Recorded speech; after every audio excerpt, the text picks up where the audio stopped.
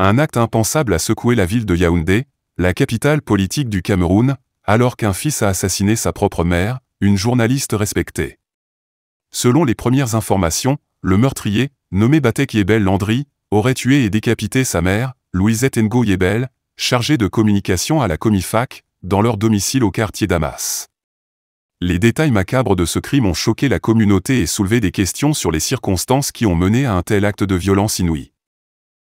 Selon les premières déclarations de Batek Yebel Landry, le meurtre aurait été le résultat d'une dispute entre lui et sa mère. Après avoir étouffé Louisette Ngo Yebel, le fils aurait découpé son corps à l'aide d'une scie, puis aurait rangé les parties dans des valises. Il aurait ensuite demandé l'aide d'un ami pour se débarrasser des preuves en les jetant dans un cours d'eau à proximité. Ce crime odieux a également révélé que l'assassin avait déjà commis un meurtre similaire sur sa grand-mère il y a quelques mois.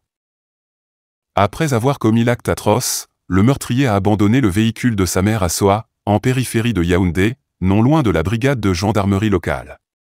Les autorités ont retrouvé 2 téléphones de la victime dans les environs, ajoutant encore plus de mystère à ce crime choquant. La brutalité de l'acte et les détails macabres révélés lors de l'enquête ont profondément choqué la communauté et soulevé des questions sur les failles du système judiciaire et social qui ont pu mener à une telle tragédie. Cet acte impensable soulève des questions sur la santé mentale et le bien-être des individus au sein de la société.